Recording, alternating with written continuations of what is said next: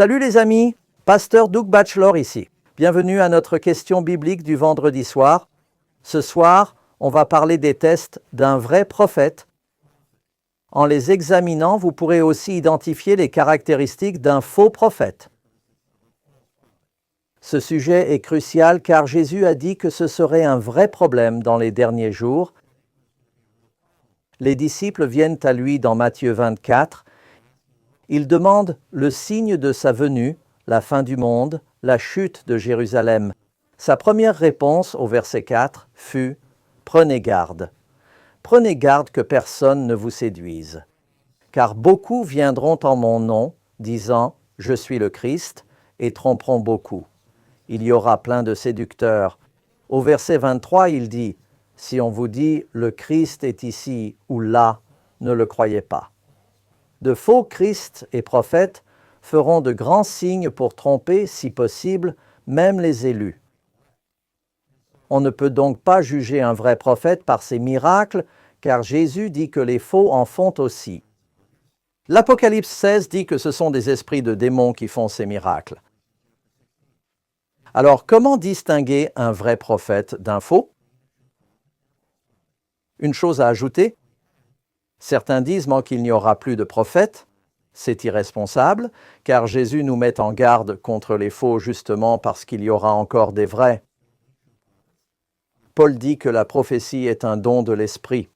Joël nous dit « Dans les derniers jours, je répandrai mon esprit sur tous, et vos enfants auront des visions et prophétiseront. » Donc la prophétie sera évidente, mais comme à l'époque d'Élie, il y a un vrai prophète pour 800 faux.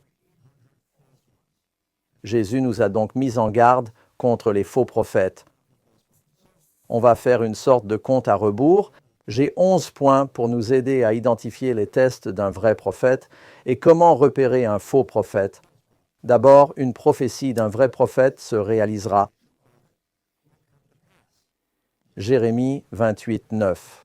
Le prophète qui annonce la paix, quand sa parole s'accomplit, on reconnaît que Dieu l'a vraiment envoyé. S'il dit « Il y aura la paix, pas la guerre » et que ça arrive, c'est un signe que sa prophétie est vraie. Moïse l'a dit ainsi dans Deutéronome 18, 21. Et si tu te dis « Comment savoir si le Seigneur n'a pas parlé ?» Quand un prophète parle au nom du Seigneur, si ça n'arrive pas, c'est que le Seigneur ne l'a pas dit. Le prophète a parlé avec présomption. N'aie pas peur de lui. C'est un faux prophète. Mais ça veut dire que si un prophète prédit quelque chose qui n'arrive pas, c'est forcément un faux prophète. Ça fait penser à Jonas. Certains prophètes ont fait des prédictions conditionnelles. Quand Ninive s'est repentie, Dieu a eu pitié. Dieu a fait des promesses aux Israélites conditionnées à leur obéissance. Quand ils ont désobéi, ça ne s'est pas produit. Gardez ça à l'esprit. Deuxième point, ils prophétisent pour glorifier Dieu, pas eux-mêmes. Jean 16, 13. Cependant, quand l'Esprit de vérité viendra, il vous guidera vers toute vérité, car il ne parlera pas de sa propre autorité, mais dira ce qu'il entend. Il vous annoncera les choses à venir. Il me glorifiera, car il prendra ce qui est mien et vous le révélera. L'attitude d'un vrai prophète est de donner l'attention et la gloire à Dieu et son esprit. Un faux prophète attire toujours l'attention sur lui-même, ses capacités et ses pouvoirs. Il y a de l'orgueil là-dedans. Il aura l'attitude de Jean-Baptiste qui a dit dans Jean 3,30 « Il faut qu'il croisse, il faut que je diminue ». Beaucoup de ces faux prophètes cherchent à attirer la gloire et l'attention sur eux-mêmes. C'est un bon indicateur qu'ils sont de faux prophètes. Troisièmement, ils ne donnent pas leurs propres interprétations privées. 2 Pierre 1, 20, 21. Sachez d'abord qu'aucune prophétie de l'Écriture ne peut être l'objet d'interprétations particulières.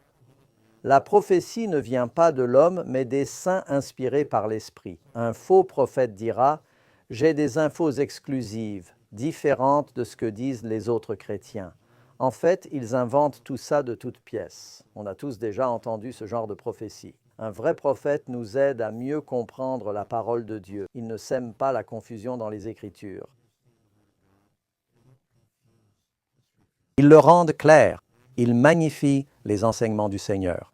Au quatrième point, ils seront fidèles pour signaler le péché. Bien sûr, Jean-Baptiste était un grand prophète, comme Jésus l'a dit. Il a souligné le péché du roi Hérode, qui vivait avec sa belle-sœur, emmenant la femme de son frère, et cela lui a coûté la vie. Il était très audacieux, tout comme l'était Élie, et comme l'était Michée, et beaucoup d'autres prophètes de la Bible, Moïse, qui est entré dans le Pharaon. Ils auront l'audace de donner ce que sont les commandements du Seigneur et de signaler le péché. Michée 3, 5, et je vais continuer à lire jusqu'au verset 8. Ainsi parle l'Éternel au sujet des prophètes qui font égarer mon peuple, qui chantent la paix. Ils disent « paix, paix », alors qu'il n'y a pas de paix. Et vous allez au verset 8. Mais en vérité, je suis plein de puissance dans l'esprit du Seigneur, de justice et de force pour annoncer à Jacob sa transgression et à Israël son péché. Ésaïe l'a dit ainsi dans Ésaïe 58, 1. « Crie à haute voix, n'épargne pas, élève ta voix comme une trompette.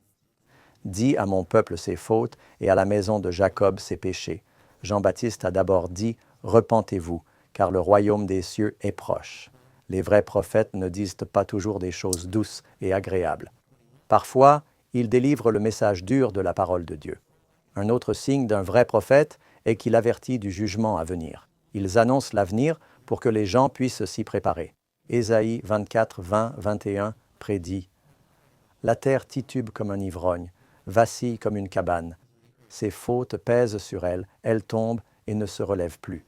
Ce jour-là, le Seigneur châtiera dans le ciel les puissances célestes et sur la terre, les rois de la terre. » Donc, ils prédisent l'avenir et avertissent du jugement pour que les gens se préparent.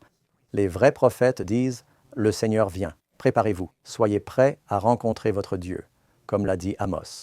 Le point suivant, le 6e, est qu'un vrai prophète travaillera à édifier l'Église.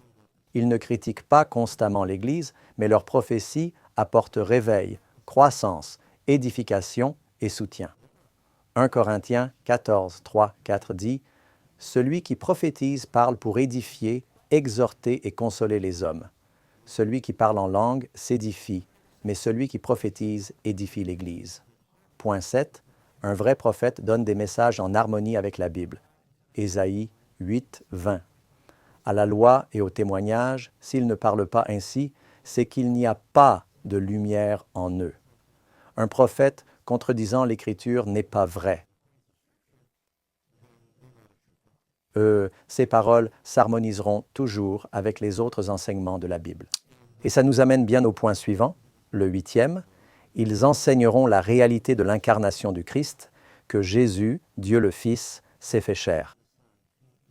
Dans 1 Jean 4, 1, 3, on lit « Bien-aimés, ne croyez pas tout esprit, mais éprouvez les esprits pour voir s'ils sont de Dieu, car beaucoup de faux prophètes sont sortis dans le monde. » Il nous donne ce critère. Voici comment reconnaître l'Esprit de Dieu. Tout esprit qui confesse Jésus-Christ venu en chair est de Dieu, et tout esprit qui ne le confesse pas n'est pas de Dieu. Jean ne dit pas que c'est le seul test. Il affirme que c'est un test décisif. S'ils nient l'incarnation et la divinité du Christ, ce ne sont pas des prophètes de Dieu. Le point suivant, le 9e, ils auront un caractère humble à l'image du Christ. Matthieu 5, 15, 16, Jésus dit « Méfiez-vous des faux prophètes qui viennent à vous déguiser en brebis, mais qui au-dedans sont des loups voraces. Vous les reconnaîtrez à leurs fruits. Si leurs vies sont égoïstes, égocentriques, sans traits chrétiens, alors ce ne sont pas des prophètes de Dieu. Regardez les fruits de leur ministère. Y a-t-il de la croissance? Y a-t-il, vous savez, le ministère s'étend-il?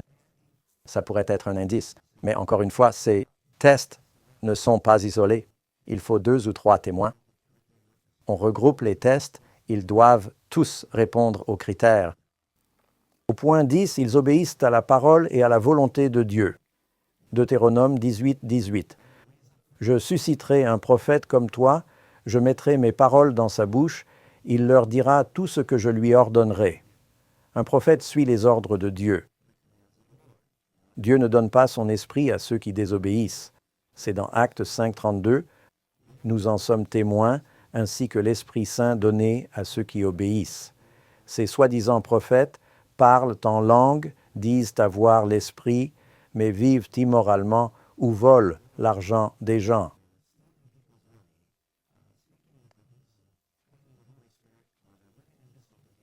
Ce ne sont pas de vrais prophètes. Et point 11, ils donnent leur prophétie gratuitement. C'est très important, car beaucoup de faux prophètes disent « Je vous donnerai une prophétie, mais j'ai d'abord besoin de votre carte bancaire », ou ils disent « Envoyez de l'argent à mon ministère pour continuer à entendre mes prophéties ». Je me rappelle l'histoire de Daniel 5. Belshazzar lui offrit des récompenses pour lire l'écriture sur le mur, et Daniel dit fermement « Garde tes dons et donne tes récompenses à un autre. Je lirai quand même l'écriture et t'en donnerai l'interprétation. » Donc, quand on entend « J'ai un message divin, mais envoyez de l'argent à mon ministère d'abord », vous savez, je pense que c'est vraiment suspect. La Bible nous dit dans Jude 11 « Malheur à eux ». Ils ont couru avidement vers l'erreur de Balaam pour le profit. Donc, comme on dit, suivez l'argent. On peut souvent reconnaître un vrai prophète de Dieu, car il donnera la prophétie quoi qu'il arrive. Ça vient de Dieu. Il brûle de partager le message divin. Quand on considère ces 11 points que j'ai partagés qui ne sont pas de moi, d'autres ont aidé à les développer, on voit clairement que ça éliminerait certains médiums et voyants. Si vous allez dans Deutéronome 18, vous pouvez lire ici, en commençant par le verset 10. « On ne trouvera chez toi personne qui fasse passer son fils ou sa fille par le feu, ni devin, ni astrologue, ni augure, ni magicien. Ils lisent les mains ou la boule de cristal. » J'ai ajouté ça. « Ni enchanteur, ni nécromancien, ni spirit, ni personne qui consulte les morts. Tous ceux qui font ces choses sont une abomination pour le Seigneur, et pour cette raison, Dieu les chasse devant vous. » Les chrétiens ne devraient donc rien avoir à faire avec les astrologues, l'astrologie et le zodiaque. Nous avons une offre gratuite qui résume ce sujet. Si vous voulez en savoir plus, et j'espère que vous le partagerez, demandez notre étude gratuite. Dieu inspire-t-il les astrologues et les médiums? Une grande partie de cette liste est dans cette leçon, et j'espère que vous irez voir le lien. Vous pouvez le télécharger gratuitement. Et s'il vous plaît, prenez votre souris. Elle n'est pas lourde. Guidez-la vers l'endroit où il est écrit « J'aime », puis encouragez les autres à partager et s'abonner. Merci beaucoup. Que Dieu vous bénisse et aidez-nous à diffuser le message.